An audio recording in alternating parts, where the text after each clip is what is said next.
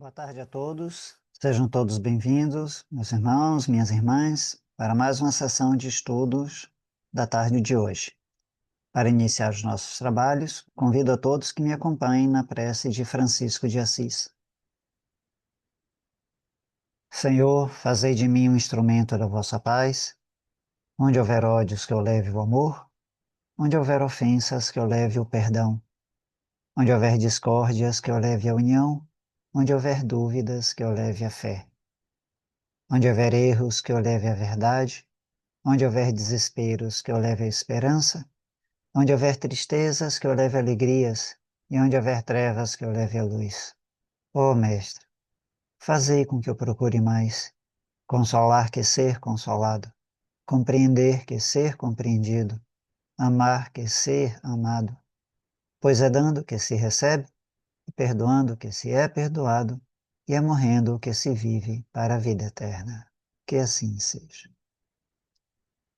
Bom, meus irmãos, na tarde de hoje nós vamos dar continuidade ao estudo da obra Nosso Lar, da psicografia de Chico Xavier.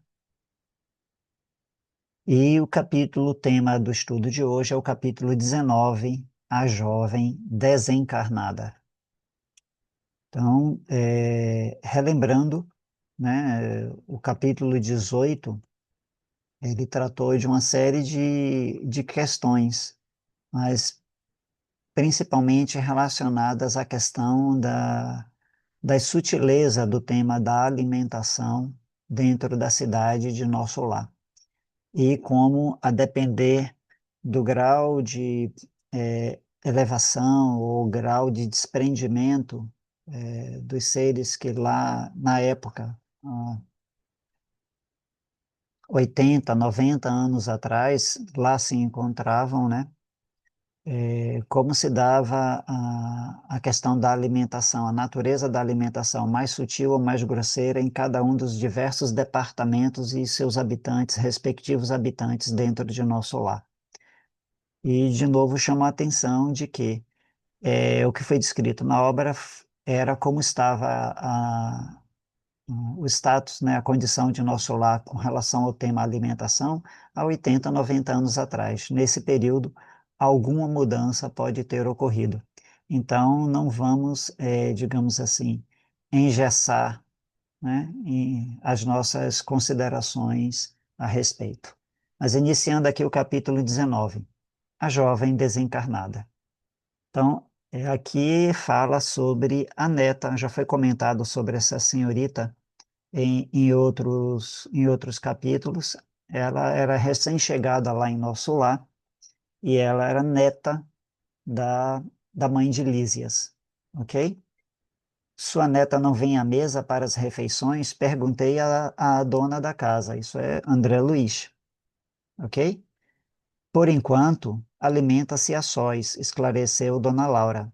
A tolinha continua nervosa, abatida. Aqui não trazemos à mesa qualquer pessoa que se manifeste perturbada ou desgostosa, que ela descrevendo com um pouco mais de detalhes a situação psíquica da neta, né?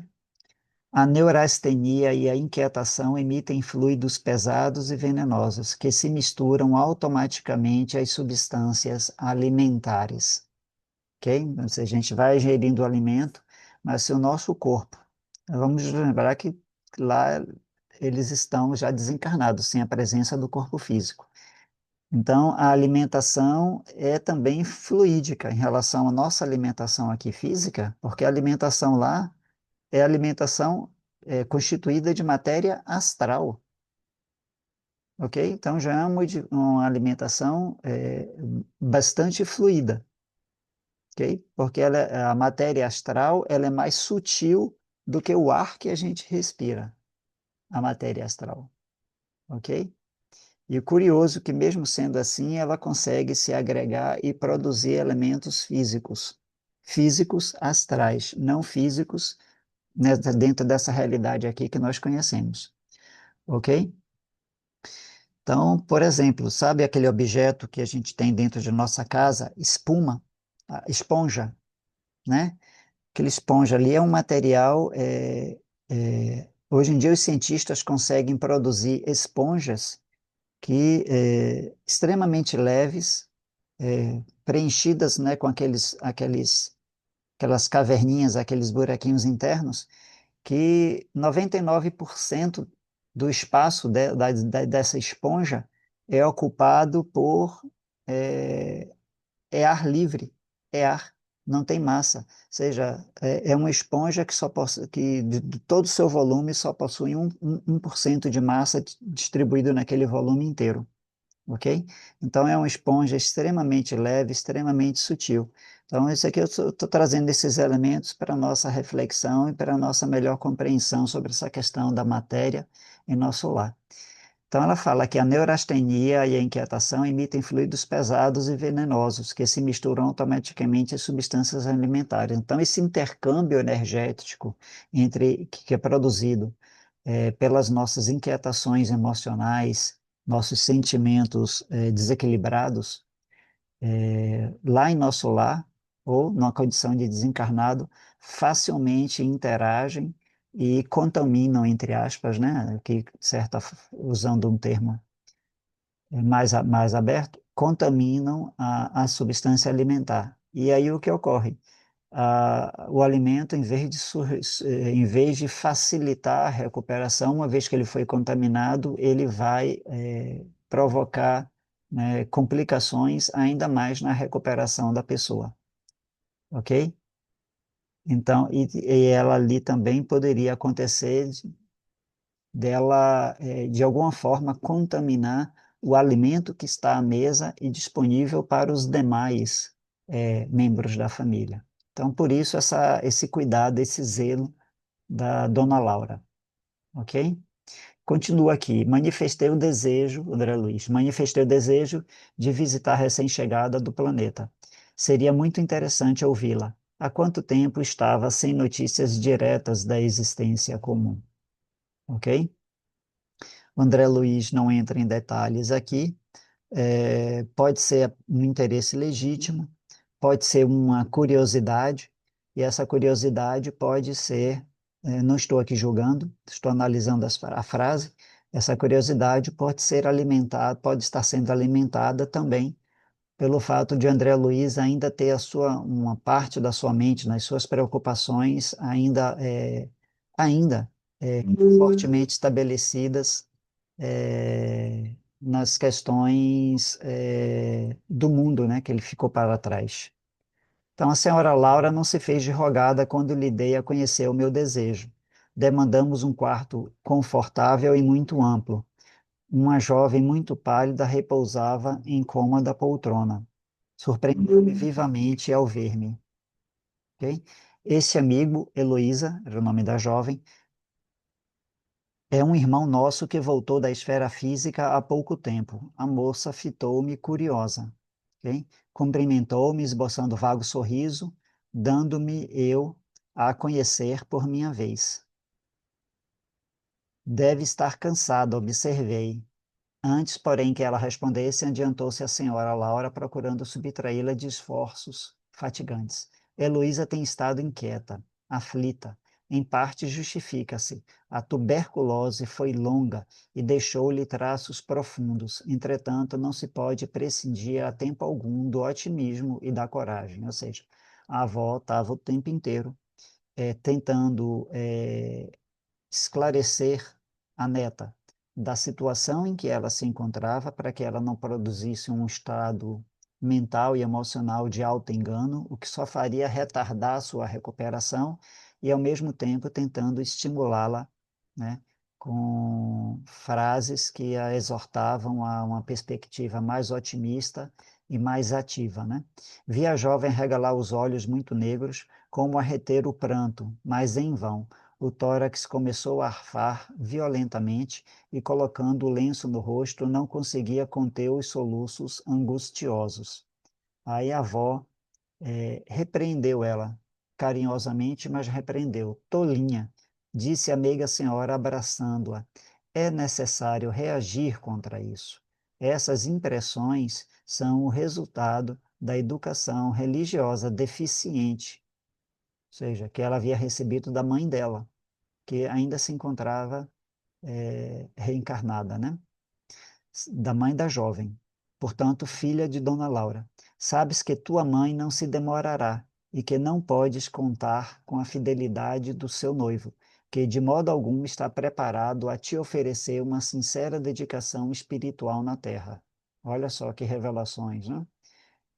Pelo jeito dela falar, ela já teria comentado sobre isso com a neta, né, em outras oportunidades. Que ela falou, sabes que tua mãe, né, ou seja, ela já estava ciente, a menina. Naturalmente desposará outra, e deves habituar-te a essa convicção.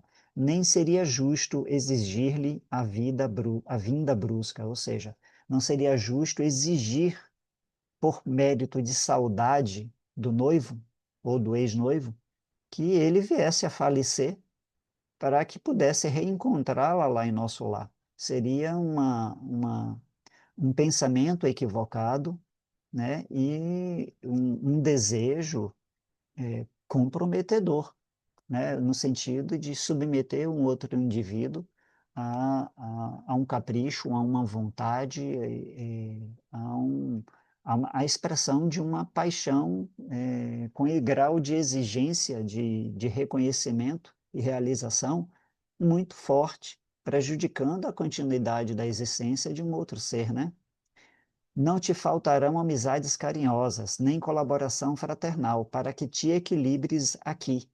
E se amas de fato o rapaz, deves procurar harmonia para beneficiá-lo mais tarde. Ou seja, se você realmente ama ele de maneira elevada, né, sem apego, independente da condição em que ele se encontre ou venha a se encontrar futuramente, né, ela, a filha, a neta, né, deveria desenvolver essa postura para que pudesse ajudá-lo, independente da condição em que ele se encontrasse.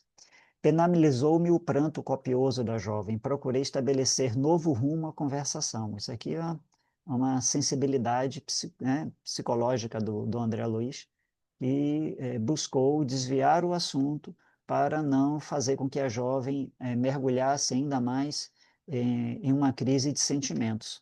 De onde vem você, Heloísa? Interroguei. Após longos instantes em que enxugava os olhos lacrimosos, a moça respondeu: do Rio de Janeiro. Mas não deve chorar assim, objetei. Você é muito feliz.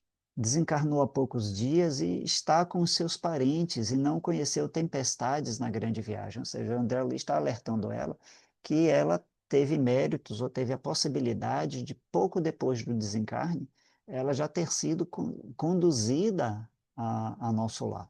Enquanto que o André Luiz, por exemplo, né, a própria obra declara isso, passou anos no umbral passando por situações extremamente dolorosas, né? Não imagina, porém, quanto tenho sofrido, né? Fala a jovem. 8 meses de luta com a tuberculose, não obstante os tratamentos. A mágoa de haver transmitido a moléstia para minha carinhosa mãe. Então, foi por isso que Dona Laura, a avó, falou que a mãe em breve estaria com eles, né? Ela deveria, na época, estar em fase avançada também da tuberculose, infelizmente, contraiu, ao cuidar da filha, acabou contraindo o mesmo mal. Além disso, o que padeceu por minha causa, o meu pobre noivo, é inenarrável. Ora, ora, não diga isso, observou Dona Laura, a sorrir. Na Terra temos sempre a ilusão de que não há dor maior que a nossa. Olha só, na Terra, para nossa reflexão, temos a ilusão de que não há dor maior que a nossa. Ok? Ou seja, muitas vezes as nossas experiências, isso aqui é o ensinamento, elas precisamos estar atentos. Normalmente as nossas experiências elas tendem a estar contaminadas, né, por, digamos assim, pelas tintas ou pelas cores do orgulho, da vaidade, do egoísmo, né, que não só o espiritismo, mas todas as outras grandes tradições espirituais ensinam o quê? Que boa parte dos nossos equívocos, dos nossos tropeços, tem as suas raízes mais profundas nesses três estados de egoísmo, orgulho e vaidade. Arnaldo, porém, vovó, ficou sem consolo, desesperado. Tudo isso dá que pensar, acentuou contrafeita a jovem, né? E acredita sinceramente nessa impressão? Perguntou a matrona, né? Com inflexão de carinho. Observei teu ex-noivo diversas vezes no curso da tua enfermidade, ou seja, ela observou o noivo a partir do astral, observando ele, né? Lá na Terra. Ele não está preparado para compreender um sentimento puro. Reconforta-se há muito depressa, ou seja, ela está alertando ela, a neta, de que ele já buscou um novo relacionamento, né? Conserva, portanto, o teu otimismo. Poderás auxiliá-lo, sem dúvida, muitas vezes, mas no que concerne à união conjugal, quando puderes excursionar as esferas do planeta, em nossa companhia, já o encontrarás casado com outra. Então, a jovem, né, demonstrou uma expressão de surpresa e falou: será possível? A genitora de Lises esboçou um gesto extremamente carinhoso e falou, né, a seguir: não te recordas da Maria da Luz, sua colega que te levava flores todos os domingos? Pois nota, quando o médico anunciou em caráter confidencial a impossibilidade de restabelecer-te o corpo físico, Arnaldo, o noivo, embora muito magoado, começou a envolvê-la em vibrações mentais diferentes. Agora que estás aqui, não demorarão muito as resoluções novas entre esse casal, né? Ah, que horror, vovó. Horror por quê? É preciso que te habitues a considerar as necessidades alheias. Olha, aquilo que eu comentei há pouco a respeito do egoísmo, né? Teu noivo é homem comum, não está alertado para as belezas sublimes do amor espiritual. Ainda não. Ok? Então, não condenemos o rapaz por agir naturalmente dentro do nível, dentro das condições dele, condição em que ele se encontra.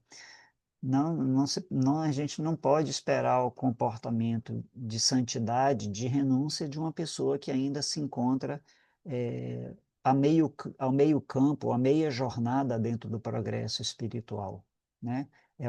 Seria uma atitude inesperada, né?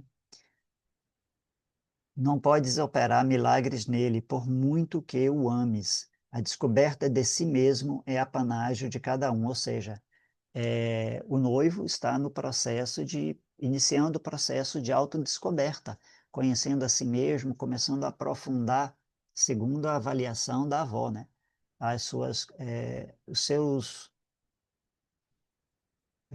Suas características mais internas, ok? Arnaldo conhecerá mais tarde a beleza do idealismo da neta, ou seja, da ex-namorada dele, mas por agora é preciso entregá-lo às experiências de que ele necessita. E também, de certa forma, é preciso que a neta estivesse informada para ela reagir bem e sair do quadro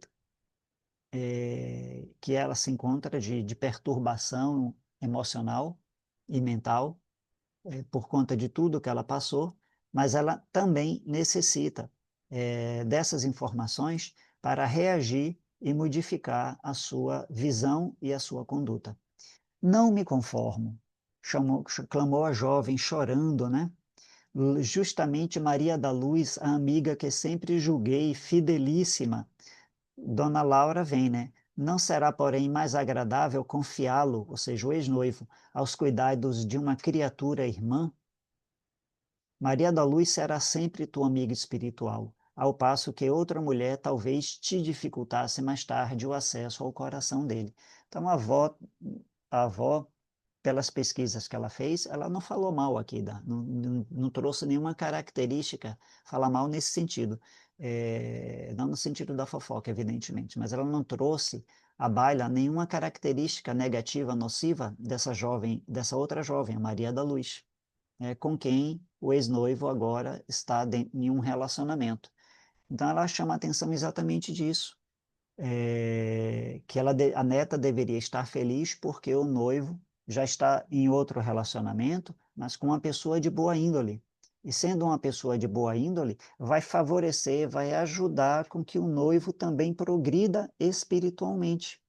E dessa maneira, ela, a Heloísa, quando se recuperar, poderá, pelo seu amor desprendido, atuar e ajudar tanto o ex-noivo, pelo amor devotado que ela tem, como também ajudar a própria Maria da Luz, que era uma amiga dela quando ela estava encarnada e agora passa a ser, continua sendo uma amiga, mas nessa nova condição em que elas se encontram separadas pelo fenômeno da morte.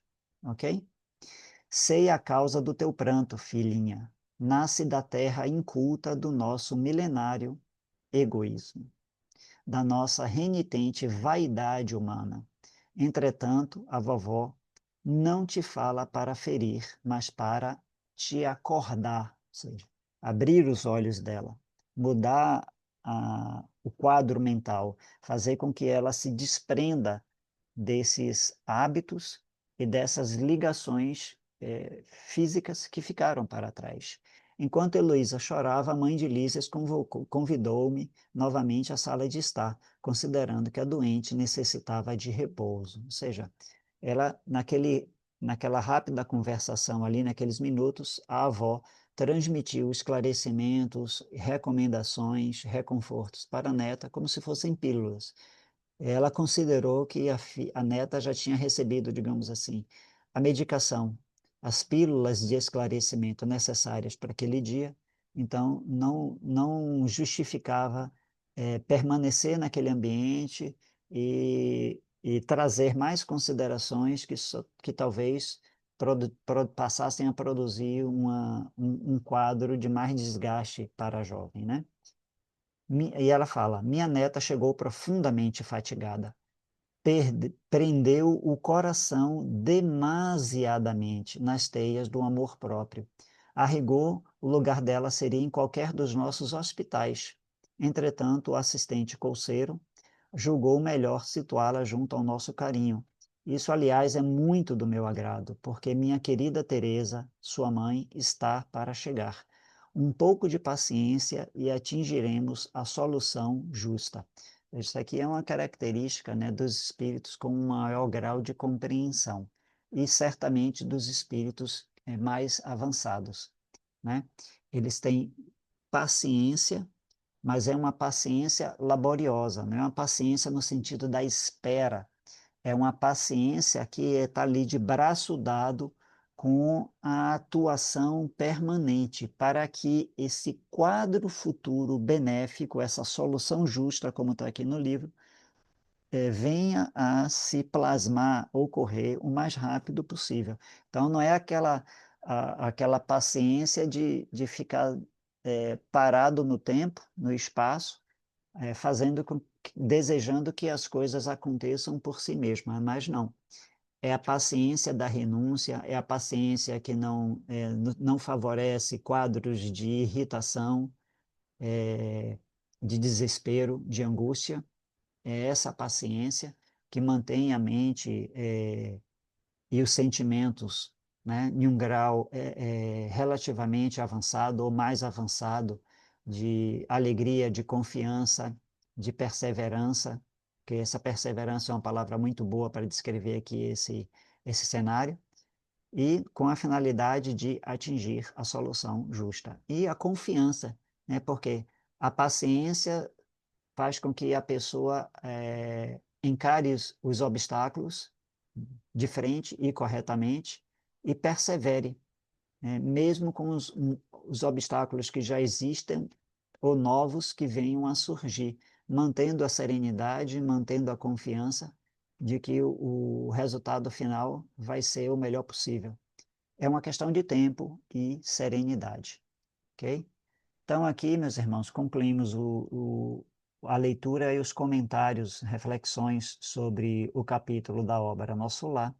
Agradeço a presença de todos. Assim como agradeço a presença dos guias e mentores, dos espíritos simpáticos e todos aqueles que se fizeram presentes ao nosso estudo, né? na contraparte não física da existência. Que Deus ampare e fortaleça os guias e os mentores da casa, os responsáveis pelos trabalhos, para que eles possam levar mais amplamente ainda, né, os benefícios, as orientações, os ensinamentos a outras consciências, a outros indivíduos. Ao mesmo tempo, pedimos que as luzes e os benefícios produzidos com o nosso estudo da tarde de hoje possam ser levados a outras consciências, a outros seres, trazendo a eles a paz, a harmonia, o entendimento e a saúde integral. Glória a Deus nas alturas, paz na terra aos homens e mulheres de boa vontade. Até o nosso próximo encontro, se Deus quiser.